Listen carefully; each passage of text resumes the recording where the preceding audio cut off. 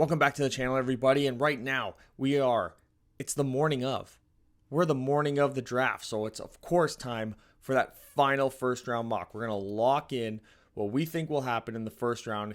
And that is what this video is. I'm also going to hit you guys with some bonus picks at the end there for teams that aren't picking in the first round. There's going to be lots of trades happening.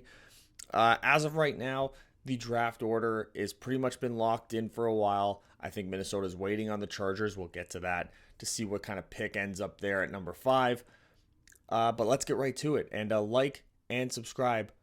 Particularly like the video to push it out there. And subscribe to the channel because I'm going to be hitting you guys with some live reaction videos as the draft goes on tonight.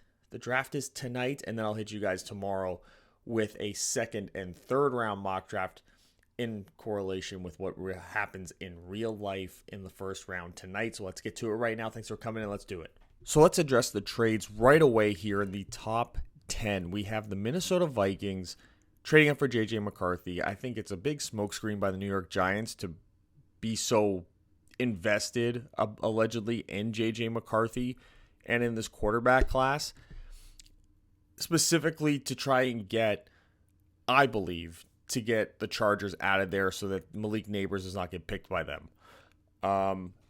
Though I would be happy with Rome Odunze that you see the Jets picking up there in a trade up with Atlanta.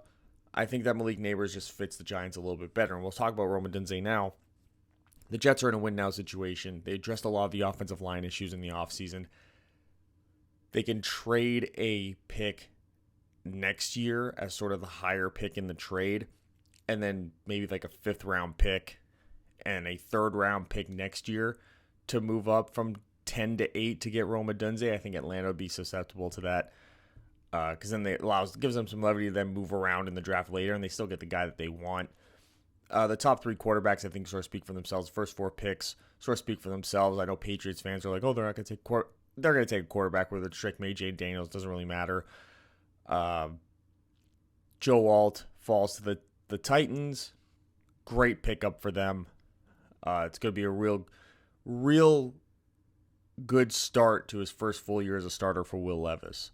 So you see there that I actually have the Cincinnati Bengals trading up to get Brock Bowers. Now, I know that Trey Hendrickson and T. Higgins have both asked for a trade.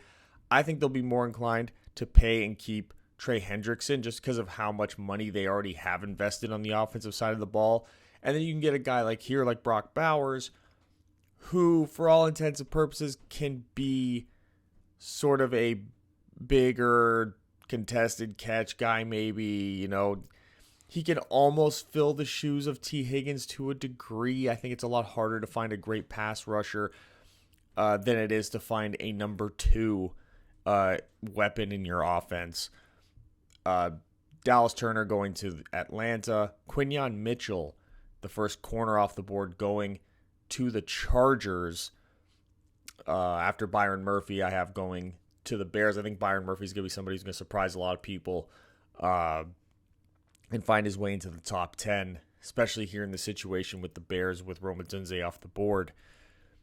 Troy Fautanu, I have going to the Vegas Raiders.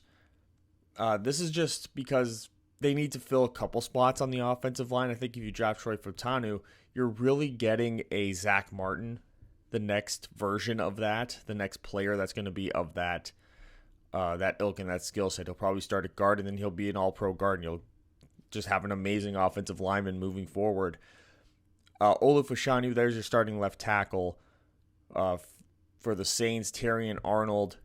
Now, this is an interesting situation. Brian Thomas Jr. still there. That could be the pick for the Colts. It'll just be interesting to see how they assess the class because I do feel like the wide receiver class is much stronger. They can probably get a really good wide receiver in the second round, more likely than they are to get a really good cornerback in the second round. So that'll be a team to watch there because like them changing that pick to a wide receiver can then have a ripple effect going out throughout the rest of the second half of the first round.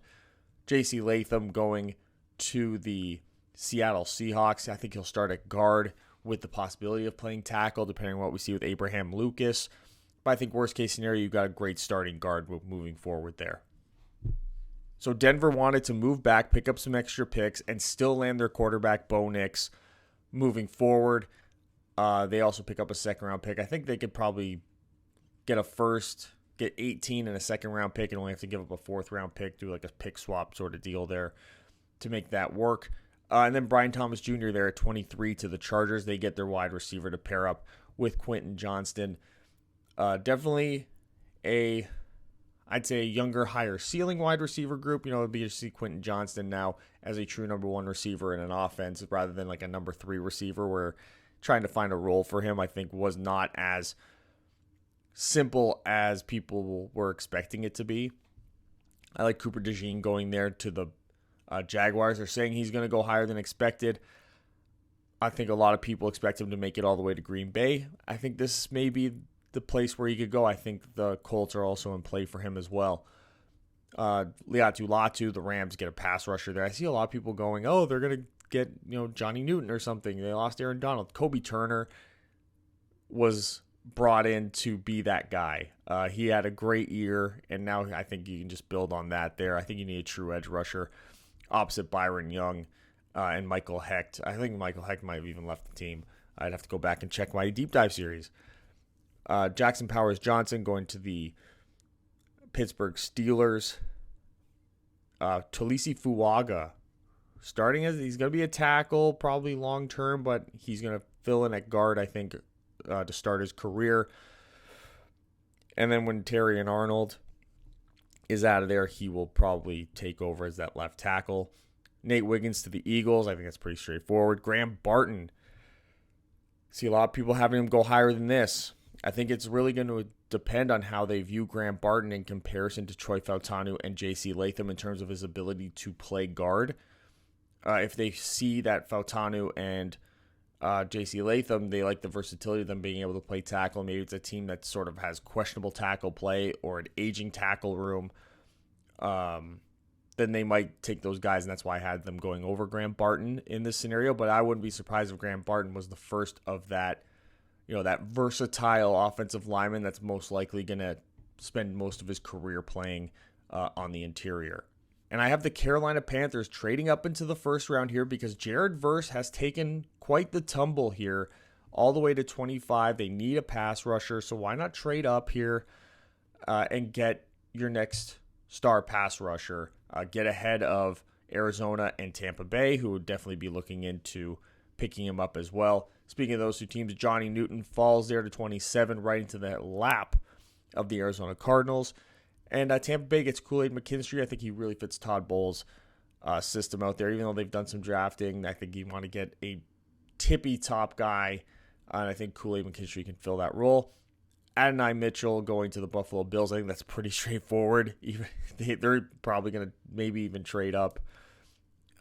Chop Robinson going to Detroit. It's a perfect situation for him. They did just extend Penei Sewell and Amon-Ra St. Brown, making the two highest paid players in the league at their position. Amaris Mims going to Baltimore. And then here's the real surprise. I think that's going to get a lot of people. Every year there's always one.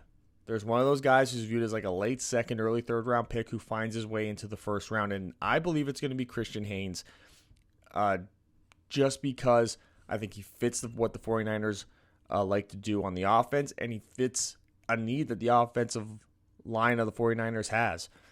I could see this guy being the one who's the surprise pick of the first round, as everyone else seems to sort of have a place in the first round for a lot of people. There seems to be about like 40, 45 guys that can find their way into the first round depending on who's doing the mock.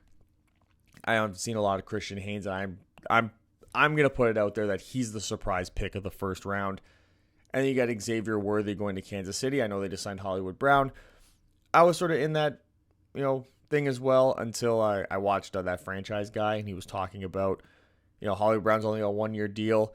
He's probably going to get 1,500 yards receiving this year, and the Chiefs probably won't be willing to pay him $30 million a year as the wide receiver market accelerates the way that it has, and he can go and get paid a long-term deal somewhere else and build off of the 1 year with Patrick Mahomes. And I think that's a very likely scenario for Marquise Brown. So you get Xavier Worthy in there. You get some speed out there. You let him sort of develop his pro game, not have to put the pressure on him to be Tyreek Hill. And then maybe in year 2, you use him the way that you use Hollywood Brown this year and Tyreek Hill perhaps in the past. And just running here through some bonus picks for the 3 teams you saw that did not pick in the first round. We're going to Green Bay. They traded down to 33. I got them picking Zach Frazier, the center out of West Virginia. Josh Myers, expiring contract. You can get rid of him. By the way, you guys could have had Creed Humphrey. Just want to throw that out there. You took Josh Myers instead. Max Melton going to the Houston Texans. I think that building that cornerback room, getting some youth in there could be a good strategy for them. They've done a really good job of building this team over the last 2 years in particular. And then Cleveland Browns, I'm taking Malachi Corley, the wide receiver out of Western Kentucky. Now, they have Amari Cooper. They have Jerry Jeudy. They have Elijah Moore. They have Cedric Tillman. Jerry Jeudy and Amari Cooper are basically the exact same player.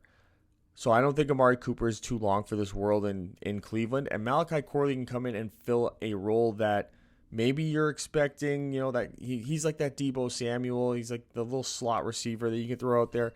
I think that sort of fills the role you're expecting maybe out of Elijah Moore, who also will have an expiring contract coming up. So you get your wide receiver room moving forward. It could be Jerry Jeudy, Malachi Corley, and Cedric Tillman. For Deshaun Watson, I think that you're creating a really smooth transition. You're creating a lot of depth with adding a different type of player in there that I think could get a lot more playing time than maybe people would expect out of that wide receiver room just because his skill set is so unique in comparison to the others. And there you have it, 35 picks. That's right, not 32, not 33, 35 with those 3 bonus picks there at the end. Tell me what you think about what I did with your team, and tell me who you think is going to be the biggest steal of the draft. What did you think about Christian Haynes being the big surprise first-round pick that I got going on right now? And what about the trades? Do you think your team will trade up, trade down? You tell me, and I'll see you guys with more videos this weekend. It's draft weekend. It's the best time to be a football YouTuber, and I'll see you guys next time.